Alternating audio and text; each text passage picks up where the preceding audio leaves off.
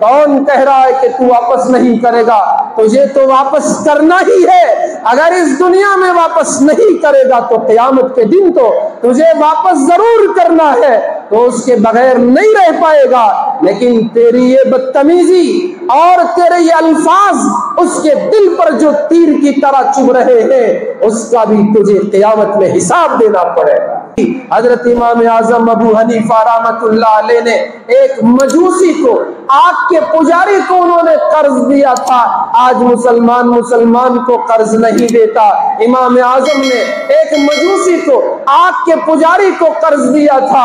قرض لینے کے لیے امام اعظم رحمۃ اللہ علیہ اس مجوسی کے گھر پر پہنچتے ہیں، اور جاتے جاتے جو اس کے گھر کے جو قریب پہنچے ان کی جوتی سے گندگی اٹھتی ہے، اس مجوسی کے گھر کی دیوار پر جا کر پڑ جاتی ہے۔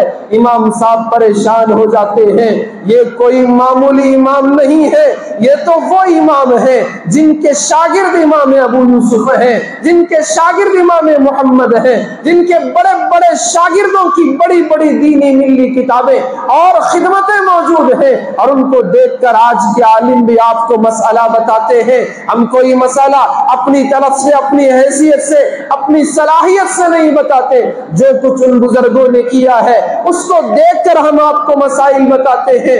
ایسے بڑے عالم، ایسے بڑے امام، ایسے بڑے مجتہد، ایسے بڑے فقیہ اور ایسے بڑے تابعی جب اپنے اس مقروض کے گھر پہنچتے ہیں جس کا قرض ان کو واپس ملنا ہے، ان کے جوتی سے اور ان کے بغیر اختیار کے اتفاقاً وہ جوتی سے گندگی اڑتی ہے، مجوسی کے گھر کی دیوار پر لگ جاتی ہے، پریشان ہو جاتے ہیں کہ میں کیا کروں، میں کیا کروں، یہ اگر اس کو اپنے ہاتھ سے میں نکالوں گا تو اس دیوار کی مٹی بھی ساتھ میں نکل جائے گی، اور اگر ویسے ہی اس کو چھوڑ دوں گا تو اس کی وجہ سے اس کے گھر پر وہ بدنما دھبا رہے گا۔ تو کوئی صورت سمجھ میں نہ آئی۔ آج مسلمان برسات کے موسم میں جب گاڑی چلاتا ہے اتنا تیز چلاتا ہے کہ اس کی وجہ سے بازو راستہ چلنے والے راہگیروں کو تکلیف ہوتی ہے، راستہ چلنے والے مسافروں کو پریشانی ہوتی ہے۔ یہ تو گاڑی میں مست ہے، کار میں بیٹھا ہوا ہے، اور اللہ کے بندے راستہ چلنے والے ان پیدل مسافروں کا بھی تو خیال کر لے۔ تیری رفتار اس گاڑی کی تھوڑی دھیمی کر لے، 2 منٹ تو تاخیر سے جائے گا، لیکن تو کسی کو تکلیف دینے سے بچ جائے گا، کسی کی آہ لینے سے بچ جائے گا۔ اور امام اعظم ابو حنیفہ کے ماننے والوں، امام اعظم نے اس مجوسی کے گھر پر جو ان کے جوتی سے جو تھوڑی سی گندگی اڑ گئی تھی اسے دیکھ کر افسوس کرنے لگے، اور وہ سوچنے لگے اگر اس کو نکالوں گا دیوار کی مٹی بھی گر جائے گی، اس کا نقصان ہو جائے گا، اگر ویسے ہی چھوڑے رکھوں گا تو وہ میلی کی میلی رہے گی، وہ بھی عیبدار ہو جائے گا۔ دروازے پر دستک دی اور اتنے میں اس مجوسی کی لونڈی باہر آئی۔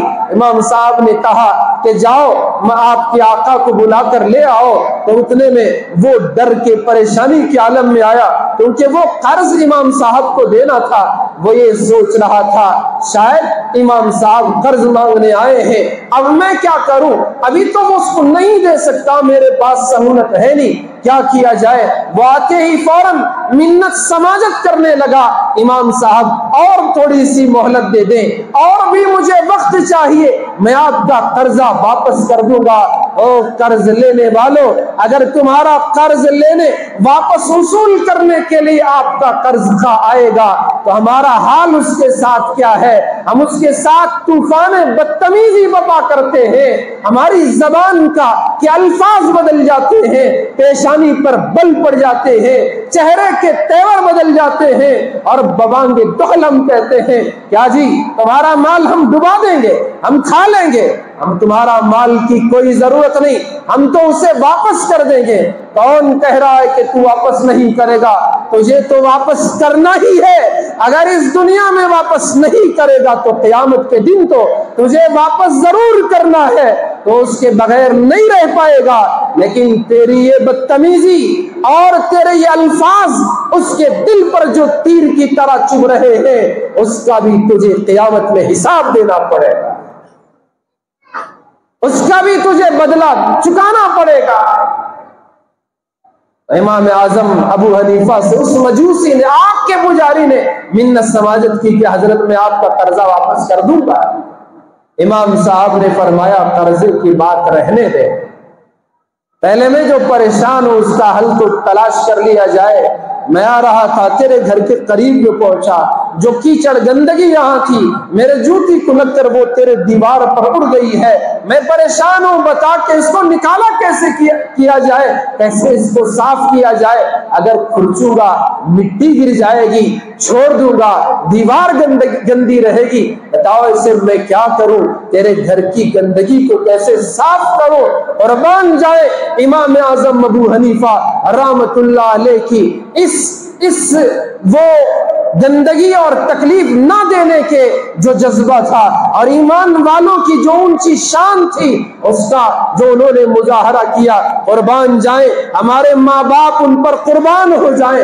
امام اعظم کی یہ بات سن کر وہ مجوسی فوراً کہنے لگا امام صاحب دیوار کی گندگی تو بعد میں دور کریں گے، پہلے میں اپنے دل کی گندگی کو دور کرنا چاہتا ہوں، پہلے میں اپنے نفس کی گندگی کو دور کرنا چاہتا ہوں۔ پڑھا اشہد ان لا الہ الا اللہ واشہد ان محمدًا عبدہ ورسولہ، میں کفر کی گندگی کو صاف کرنا چاہتا ہوں، شرک کی گندگی کو صاف کرنا چاہتا ہوں، آتش پرستی کی گندگی کو صاف کرنا چاہتا ہوں۔ دیوار تو بعد میں صاف کریں گے، پہلے میرا دل تو صاف کرنے دے، میں ابھی اسی وقت ایمان قبول کر لیتا ہوں۔